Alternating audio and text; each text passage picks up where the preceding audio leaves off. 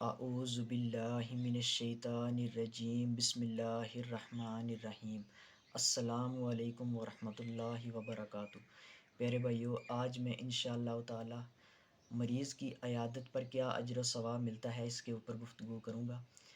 پیارے بھائیو، ایک مسلمان بھائی کے دوسرے مسلمان بھائی پر بے شمار حقوق ہیں، بہت زیادہ حقوق ہیں جو گنے ہی نہیں جا سکتے۔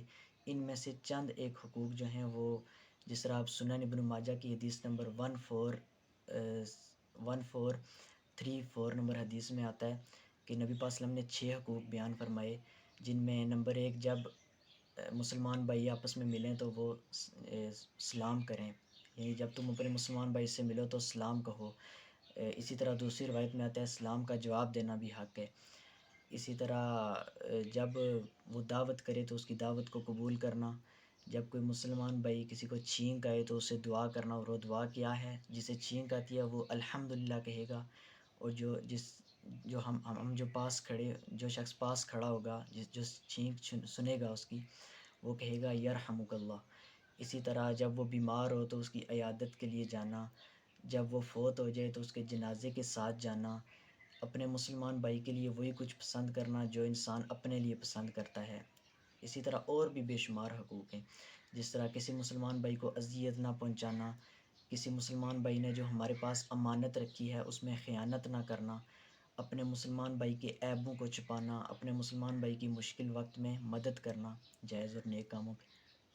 اسی طرح اور بھی بہت سے حقوق ہیں، تو مریض کی عیادت کرنا بھی مسلمان بھائی کا حق ہے۔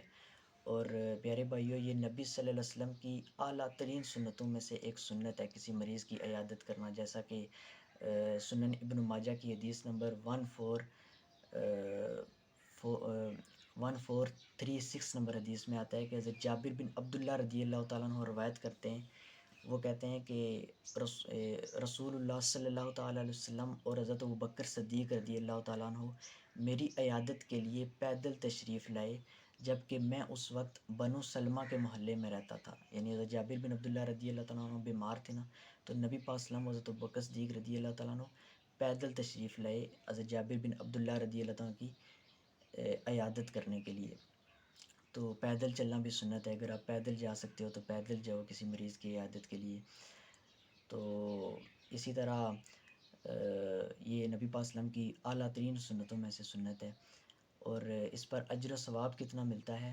پیارے بھائیو، سنن ابن ماجہ کی حدیث نمبر 1442 میں نبی پاک صلی اللہ علیہ وسلم نے فرمایا، یہ سیدنا علی رضی اللہ تعالیٰ عنہ سے روایت ہے، سیدنا امام علی رضی اللہ تعالیٰ عنہ فرماتے ہیں کہ رسول اللہ صلی اللہ علیہ وسلم نے فرمایا، جو شخص اپنے مسلمان بھائی کی عیادت کے لیے جاتا ہے تو وہ جنت کے پھل چنتا ہوا جاتا ہے، یعنی جب وہ گھر سے نکلتا ہے تو وہ جنت کے پھل چنتا رہتا ہے مریض کے پاس بیٹھنے سے پہلے، مریض کے پاس بیٹھنے تک، یعنی جب تک وہ مریض کے پاس نہیں بیٹھتا نا، وہ جنت کے پھل چنتا ہوا آتا ہے۔ جب وہ مریض کے پاس بیٹھ جاتا ہے تو اس پر رحمت، یعنی اللہ تعالیٰ کی رحمت سایہ فگن ہو جاتی ہے، اللہ کی رحمت یعنی اسے ڈھانپ لیتی ہے۔ پھر اگر یہ عیادت صبح کے وقت ہے تو شام تک 70,000 فرشتے اسے دعائیں دیتے رہتے ہیں، اور اگر یہ عیادت اس نے شام کے وقت کی ہے تو صبح تک 70,000 فرشتے اسے دعائیں دیتے رہتے ہیں۔ دیکھو اس حدیث پر غور کرو، کتنا زیادہ اجر و ثواب ہے کسی مسلمان بھائی کی عیادت کرنے کے لیے کہ نمبر 1 کہ جب ہم گھر سے نکلتے ہیں کسی مسلمان بھائی کی عیادت کے لیے تو جنت کے پھل چنتے ہوئے آتے ہیں، اور جب ہم مریض کے پاس آ کر بیٹھ جاتے ہیں تو اللہ کی رحمت ہمیں ڈھانپ لیتی ہے، اور اگر یہ عیادت صبح کے وقت کی ہے تو شام تک 70,000 فرشتے دعائیں دیتے ہیں، اور اگر شام کے وقت عیادت کی ہے تو صبح تک 70,000 فرشتے دعائیں دیتے رہتے ہیں۔ تو پیارے بھائیو، بہت زیادہ اجر و ثواب ہے مریض کی عیادت کے لیے۔ اور پھر جب ہم مریض کے گھر جاتے ہیں تو اس کے چند آداب بھی سیکھ لیں۔ سب سے پہلے تو یہ ہے کہ اسے سلام کرنا ہے، پھر اس کے بعد اس کے پاس بیٹھ جانا ہے اور شور شرابہ نہیں کرنا، اور مریض کے پاس وہی گفتگو کرنی ہے جسے وہ پسند کرتا ہو، وہی جائز گفتگو کرنی ہے جسے وہ پسند کرتا ہو، اور مریض کے پاس زیادہ دیر تک نہ بیٹھیں۔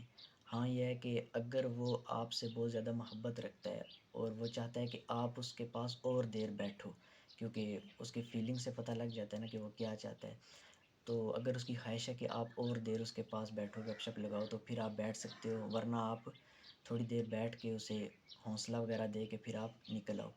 اسے آپ نے حوصلہ لازمی دینا ہے مریض کو. اس کے پاس بیٹھو، اسے صبر کی تلقین کرو. اب مرض مختلف طرح کے ہوتے ہیں. کوئی کسی حادثے کا شکار ہوا ہوتا ہے، ایکسیڈنٹ کا، کسی کو دل کا دورہ پڑا ہے، کسی کو کیا مرض ہے. مرض معمولی بھی ہو سکتے ہیں، سخت بھی. تو آپ اس کو حوصلہ دو، اسے صبر کی تلقین کرو. اور نبی پاک صلی اللہ علیہ وسلم کیسے حوصلہ دیتے تھے؟ صحیح بخاری کتاب میں آتا ہے، صحیح بخاری حدیث میں آتا ہے کہ نبی پاک صلی اللہ علیہ وسلم فرماتے تھے لا بعث طہور انشاءاللہ، لا بعث طہور انشاءاللہ، کوئی فکر کی بات نہیں، یہ بیماری انشاءاللہ گناہوں سے پاک کر دے گی. یعنی یہ بیماری تمہیں انشاءاللہ گناہوں سے پاک کر دے گی، کوئی فکر کی بات نہیں. تو یہ سنت دعا ہے، آپ اس طرح حوصلہ دو.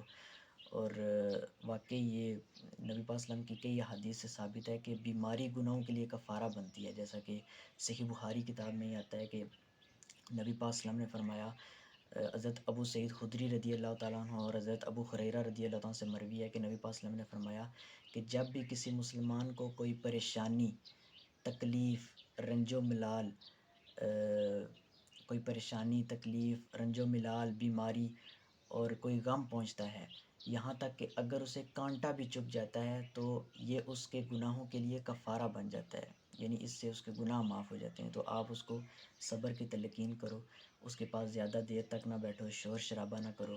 اس کی عیادت کر کے، اس کا مزاج پوچھ کر پھر آپ احسن طریقے سے وہاں سے رخصت ہو جاؤ. تو پیارے بھائیو، یہ تھی بیمار پرسی کی فضیلت، بیمار بندے کی عیادت کرنے کی فضیلت.